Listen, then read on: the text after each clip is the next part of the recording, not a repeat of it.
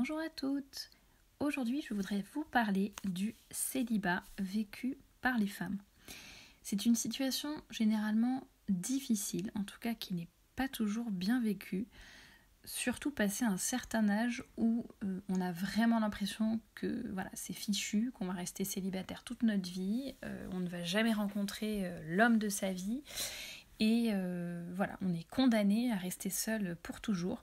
Or, quand je dis passer un certain âge, ça dépend vraiment des femmes. Il y en a qui, dès qu'elles ont 25 ans, pensent que vraiment c'est trop tard, elles seront célibataires toute leur vie. Il y en a d'autres, c'est plus à partir de 30, 35 ans. Je pense que ça dépend vraiment de chacune pour le coup.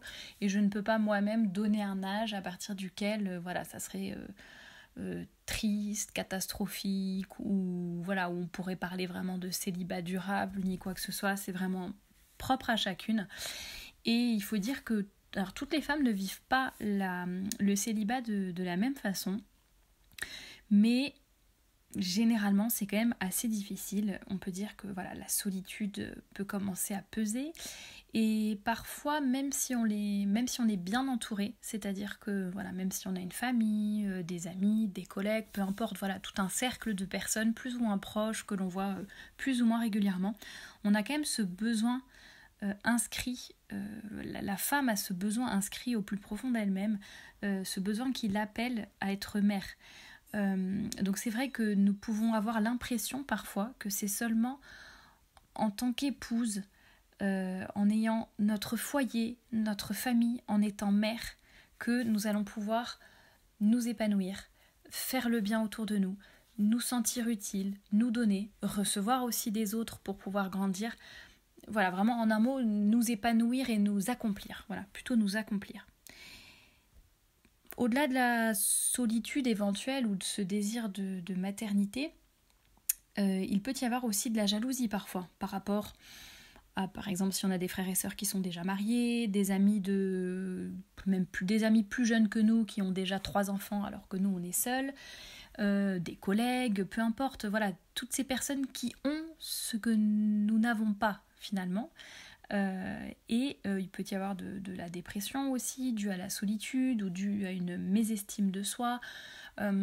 Parfois la femme célibataire peut devenir un peu aigrie, un peu rancunière parce que elle vit mal sa situation. Elle peut aussi devenir égoïste ou tout simplement elle a son petit rythme de vie tranquille, un petit peu égoïste, un petit peu tiède aussi, son petit train-train quotidien, son petit confort personnel qui fait que finalement elle est dérangée par personne. Elle doit surtout prendre soin d'elle-même et puis les autres, elle a des amis, etc. Mais elle est tranquillement chez elle, on va dire. Donc il y a aussi cet écueil-là.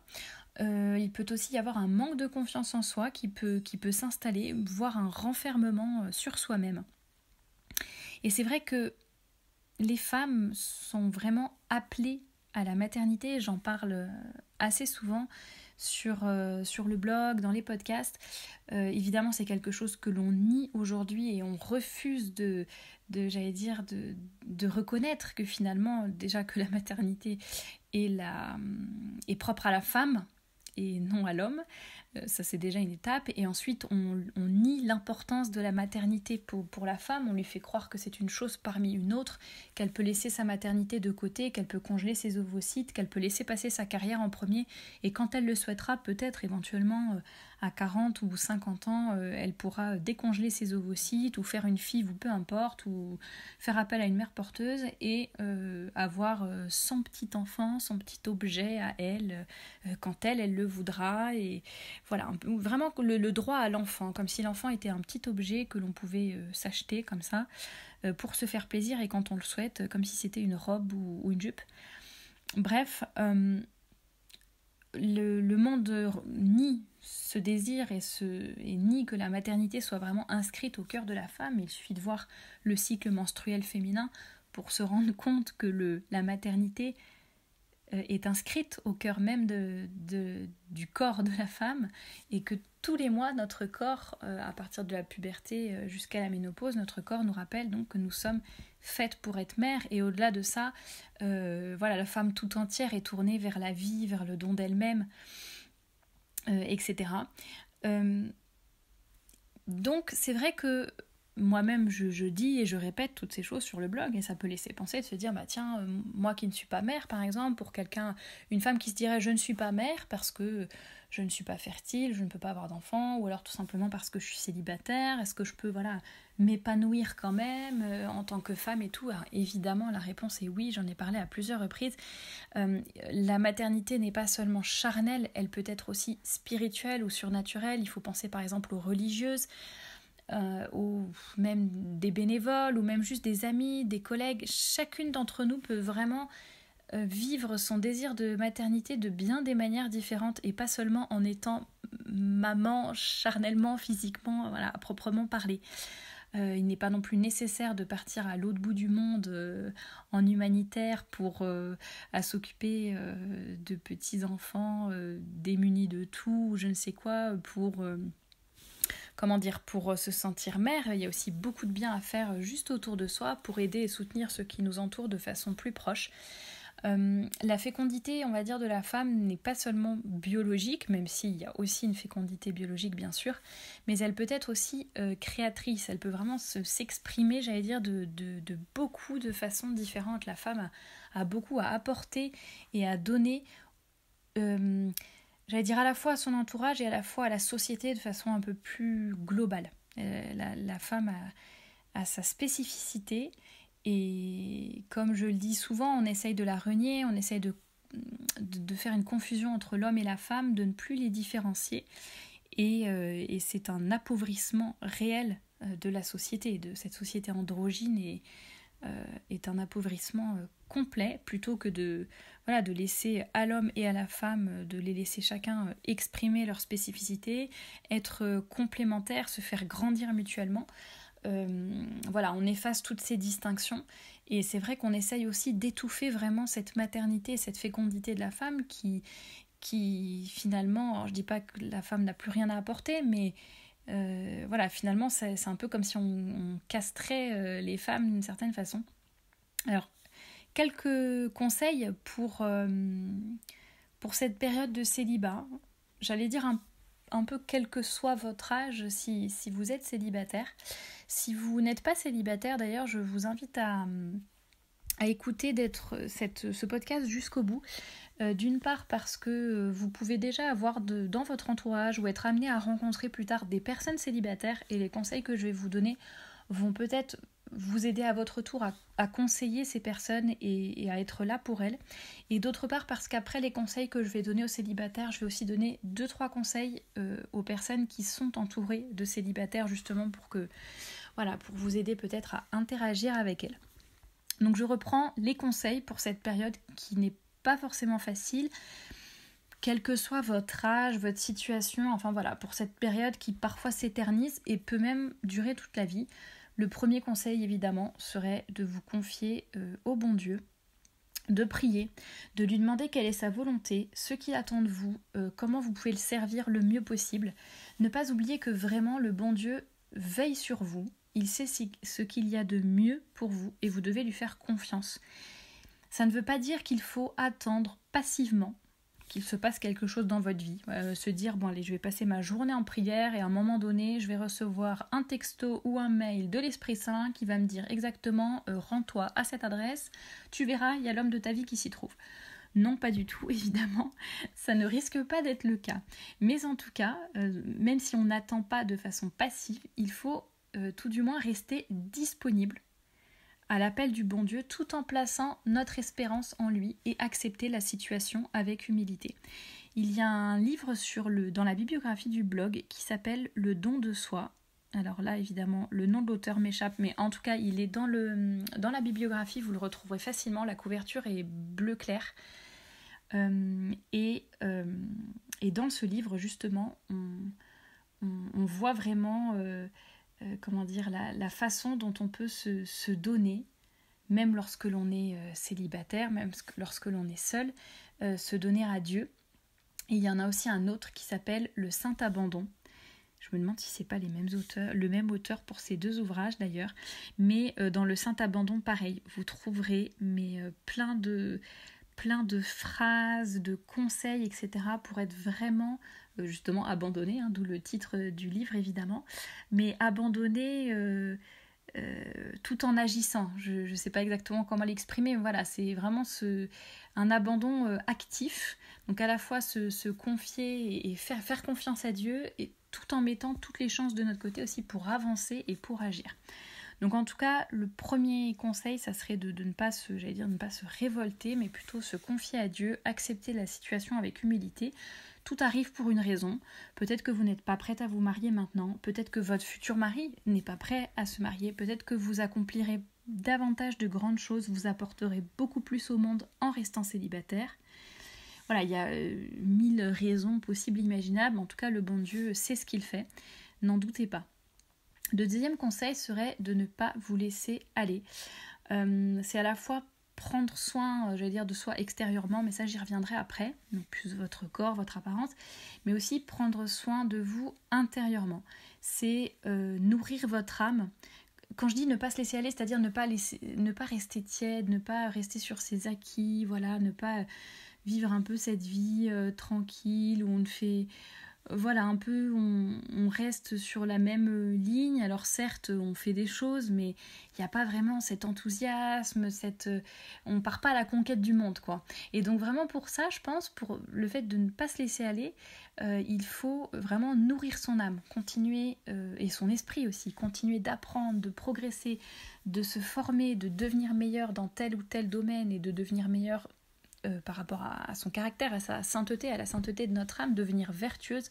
Vous trouverez beaucoup d'articles aussi et de livres dans la bibliographie qui vous aideront pour justement nourrir votre âme, vous aider un peu à vous développer personnellement. Et voilà, ne pas rester sur ses acquis et essayer vraiment toujours d'avancer.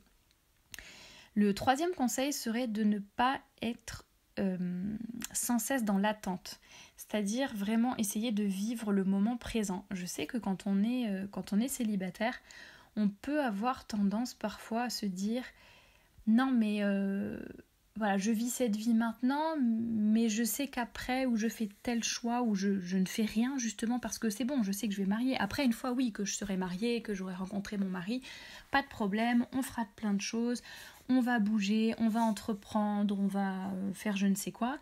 Mais là, voilà, être dans cette espèce d'attente en se disant... il va se passer quelque chose dans ma vie, j'attends, ça va se débloquer. Alors bien sûr, ça n'empêche pas d'avoir de l'espérance, et heureusement que l'espérance est là. Mais en tout cas, et ça ne veut pas dire non plus qu'il faut être insouciante, mais en tout cas, ça ne doit pas être une excuse pour ne rien entreprendre, abandonner ses projets.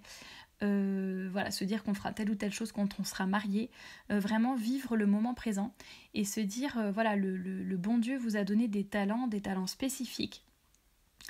Et en admettant par exemple que vous restiez célibataire toute votre vie ou que vous ne vous mariez que dans 5 ans ou dans 10 ans, est-ce que vraiment ça va être 5 ans ou 10 ans de votre vie où il ne va rien se passer parce que vous aurez attendu seulement votre mari? Qu'est-ce que tu as fait pendant 5 ans quand le bon Dieu vous demandera j'ai attendu mon mari?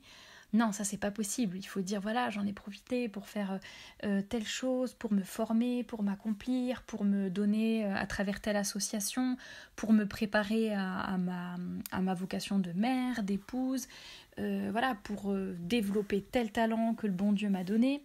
Il y a vraiment 1000 choses à faire, je pense. Ça ne veut pas dire qu'il faut être dans l'activisme non plus, mais en tout cas, vraiment vivre le moment présent sans être toujours projeté dans un futur potentiel qui n'arrivera pas forcément ou pas forcément comme vous l'aurez voulu ou quand vous l'aurez voulu.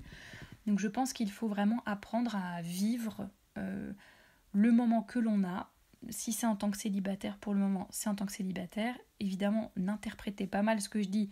Voilà, ça y est, il faut que je parte, il faut que je fasse la fête, il faut que je fasse ci et ça, il faut vraiment que je vive ma meilleure vie, je vais partir à l'autre bout du monde, sur une île déserte, avec mes amis, on va rien faire toute la journée. Non, c'est pas du tout le sens de mes propos, je pense que vous l'aurez compris, c'est vraiment plus vous dire de mettre à profit, plus que profiter du moment présent, la phrase serait plus mettez à profit le temps qui vous est donné pour faire de belles choses et surtout bien développer vos talents, les talents que le bon Dieu vous a donnés et dont il vous demandera des comptes à la fin de votre vie.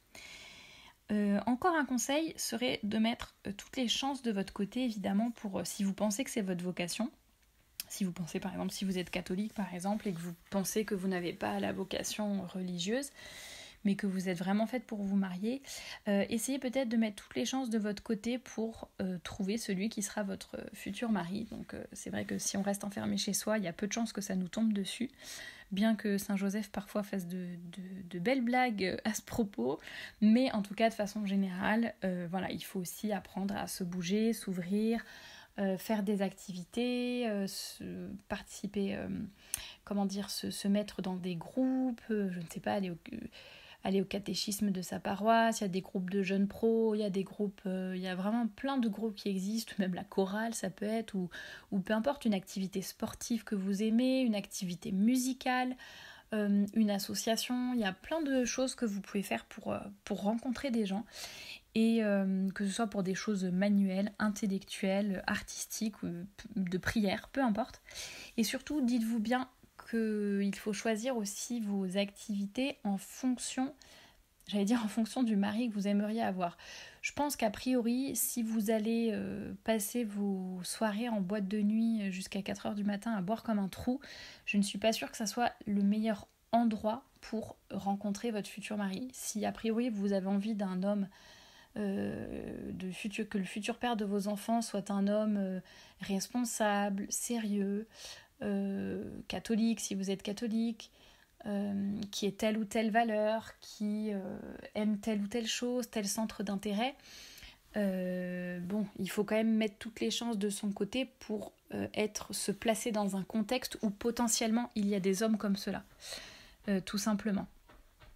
Et encore un conseil, mais qui rejoint ce que j'ai dit un peu plus haut, c'est vraiment, voilà, si vous deviez, dites-vous bien, par rapport à vivre le moment présent et mettre à profit tous nos talents et le temps que l'on a pour les développer, ça serait, posez-vous la question, et si vous deviez rester célibataire toute votre vie, qu'est-ce que vous feriez ? Est-ce que vous resteriez là à rien faire, ou voilà, à mener une vie tout à fait lambda et sans plus, où toutes les journées se ressemblent, ou est-ce que vous n'essayerez pas plutôt de trouver tous les moyens possibles de vous épanouir, de vous donner aux autres aussi, que ce soit bénévolat, association, maraude, dans la paroisse, dans d'autres projets personnels.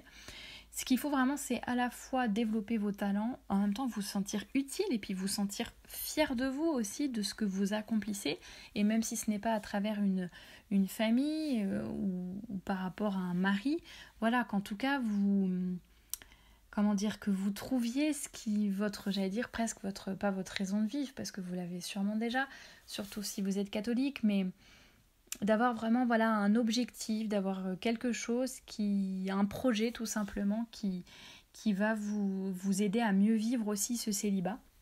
Ça ne veut pas dire non plus qu'il faut s'enfermer dans le travail ou dans des projets qui feront que vous ne rencontrerez plus personne, vous n'aurez plus de temps pour rien et voilà, vous n'aurez pas de possibilité d'éventuellement rencontrer votre futur mari. Mais je pense qu'il faut de l'équilibre en toute chose, mais en tout cas voilà, il faut aussi peut-être se dire si jamais je devais rester célibataire toute ma vie, à quoi j'aimerais que ma vie ressemble et qu'est-ce que je pourrais faire, voilà, pour pouvoir regarder en arrière et me dire j'ai vraiment bien, ma vie a été belle, a été utile, j'ai fait tout ce que j'ai pu, j'ai vraiment apporté quelque chose de spécifique au monde, à la société, à ceux qui m'entouraient, et voilà, et j'en suis fière, pas de façon orgueilleuse, mais tout simplement, voilà, j'ai contribué, j'ai donné quelque chose, je ne suis pas restée ni tiède, ni dans mon coin, ni voilà, à vivre vraiment, à vivoter plutôt que vivre, voilà. Et mon dernier conseil, je vous avais dit que j'en parlerai tout à l'heure, c'est plus par rapport à votre apparence extérieure. Je pense qu'il faut vraiment apprendre à s'aimer, s'aimer intérieurement, extérieurement pour le coup, mais apprendre à s'aimer pour mieux rayonner et être prête à être aimée. Si vous ne vous aimez pas vous-même, c'est sûr que ça va être difficile d'être aimé par quelqu'un ou de vous sentir aimé par quelqu'un, de laisser quelqu'un vous aimer tout simplement. Et de façon très concrète, ça peut être aussi prendre soin de vous, de votre image, découvrir quelle est votre morphologie, quels sont les vêtements qui vous mettent en valeur, quelles sont les couleurs qui vous font rayonner. Pourquoi pas contacter une conseillère en images, ça vous trouverez des coordonnées aussi sur le blog ou vous pouvez me demander par mail. Contacter une conseillère en images qui vous aiderait à vraiment vous révéler et rayonner autour de vous votre féminité, votre caractère, votre style, etc. Vous pouvez vraiment, il y a plein de moyens de vous prendre en main, ne pas oublier que voilà, votre vie est entre vos mains et c'est aussi à vous de bouger pour que les choses changent ou pour qu'en tout cas vous soyez épanoui dans votre vie. Je pense qu'il faut vraiment prendre les moyens d'avancer, de ne pas se laisser aller, de se réveiller aussi si nécessaire, chacune après et en est à un niveau différent. Mais voilà, apprendre à cultiver son jardin intérieur, prendre soin de soi, développer ses talents. Le célibat, je pense, n'est pas une vocation en soi, mais en tout cas, lorsque l'on est confronté à cette situation, malgré nous, il faut vraiment apprendre à le vivre de façon féconde et tout remettre entre les mains de Dieu. Et si je devais donner quelques conseils pour ceux qui entourent des personnes qui sont célibataires, j'avais écrit un article dessus d'ailleurs qui s'appelait Arrêtez de vouloir me caser. Parce que c'est vrai que ça peut être très difficile, premier conseil que je vous donnerais, c'est vrai que parfois c'est compliqué quand on est célibataire d'entendre toute la journée tout le monde vous dire alors c'est pour quand est-ce que tu nous ramènes quelqu'un, alors quand est-ce que tu te maries, oh faudrait quand même que tu sortes et que tu bouges pour trouver quelqu'un. Bon, alors c'est vrai que je ne dis pas qu'il ne faut pas ne pas conseiller ou ne pas pousser un petit peu parfois les célibataires à sortir de leur zone de confort ou voilà à rencontrer des gens, leur faire rencontrer des gens aussi, ça peut être une très bonne idée. Faut pas que ça soit gênant non plus, mais voilà, vous pouvez organiser des dîners, les encourager à venir dans un groupe avec vous pour qu'ils rencontrent voilà, d'autres personnes de leur âge ou qui ont les mêmes centres d'intérêt. Mais en tout cas, je pense qu'il faut éviter d'être trop... C'est un peu comme pour les gens qui viennent de se marier et qu'on leur demande tout le temps « Alors c'est pour quand votre prochain enfant ou votre premier enfant ? Alors quand est-ce que je vais être grand-mère ? Alors quand est-ce que je vais être tata ?» etc. Voilà, ça peut mettre une pression inutile et qui peut soit finir par agacer, soit même blesser, parce que je pense qu'il y a certaines personnes qui vivent très mal leur célibat ou qui sont vraiment tristes et pour qui c'est difficile et ça n'arrange pas du tout les choses de leur dire alors c'est pour quand, surtout pour ceux qui mettent déjà toutes les chances de leur côté. Donc ça serait déjà un premier conseil. Aussi, n'hésitez pas à faire appel à eux pour qu'ils vous aident, pour que c'est une façon aussi de se sentir utile, d'être proche d'une famille. Voilà, s'ils peuvent venir s'occuper de vos enfants, vous soulager un petit peu dans certaines tâches ménagères, je ne sais pas. Voilà, je pense que les personnes célibataires ont généralement un peu plus de temps, ou en tout cas sont peut-être plus flexibles dans leur agenda. Donc n'hésitez pas aussi à les aider à se sentir utiles, à être proche d'une famille, à être au contact d'enfants. Ça peut vraiment les aider à s'épanouir et à ne pas se renfermer et voilà, à pouvoir quand même d'une certaine façon mettre en œuvre leur fibre maternelle, j'ai envie de dire. Ne pas les laisser trop seuls, évidemment, comme je l'ai dit, parfois les célibataires souffrent vraiment de la solitude, de l'isolement, surtout lorsque, par exemple, si tous vos amis sont mariés, ont déjà des enfants, c'est vrai qu'ils ont généralement moins de temps, et c'est tout à fait normal, on ne peut pas toujours inviter plein de gens, mais voilà, essayons quand même de garder l'équilibre, de garder le contact, et voilà, de les aider à ne pas se sentir seuls. Pourquoi pas, comme je le disais, voilà, les aider à rencontrer des gens, plutôt que de dire ah bah tiens je vais te mettre en contact avec un tel, bah voilà, les inviter à dîner, et puis à dîner il y a 3 autres personnes célibataires aussi. Alors je dis pas vous invitez pas une fille pour la mettre en face de 3 garçons, mais voilà, on peut faire des petits dîners comme ça ou des choses sympas avec plusieurs personnes, célibataires ou non d'ailleurs, mais aussi pour faire rencontrer d'autres gens et peut-être qu'ils se fassent d'autres amis, je ne sais pas. Mais voilà, je pense qu'il faut vraiment ne pas les laisser tomber, ne pas leur mettre la pression non plus. Les aider si nécessaire. Si l'on voit par exemple qu'on a une de nos amies célibataires qui vraiment n'a pas l'air bien dans sa peau, qui n'a pas confiance en elle, qui ne rayonne pas vraiment sa féminité et sa beauté, voilà, pourquoi pas l'aider, lui dire allez on va faire des boutiques ensemble ou lui apprendre à prendre soin d'elle, à être vraiment aussi bien apprêtée, jolie, etc. Et voilà, il y a sûrement beaucoup d'autres moyens à mettre en œuvre, que ce soit en tant que célibataire pour se sentir mieux ou alors en tant que personne mariée ou amie d'une personne célibataire. N'hésitez pas à compléter dans les commentaires d'ailleurs si vous avez d'autres idées, d'autres conseils, si vous-même vous avez été confronté à l'une ou l'autre situation. N'hésitez vraiment pas à commenter, je pense que ça pourra aider pas mal de personnes. Je reçois quand même beaucoup de témoignages de jeunes femmes qui sont un petit peu désespérées ou voilà, la solitude leur pèse, elles ne savent pas comment elles ne savent pas forcément comment s'épanouir vraiment et vivre leur vocation de femme si elles ne sont pas mères physiquement ou épouses. Alors qu'évidemment, il y a plein de possibilités, mais parfois c'est vrai que quand ce n'est pas la voie que l'on a choisie ou que l'on s'était imaginé, ça peut être difficile à accepter, difficile de se remettre en question, difficile de trouver un moyen de développer ses talents et de faire autrement. Donc n'hésitez pas à compléter en commentaire. Et je vous laisse également vous abonner à la chaîne si vous ne voulez louper aucune nouvelle vidéo, aucun nouveau podcast. Et en attendant, je vous dis à la semaine prochaine.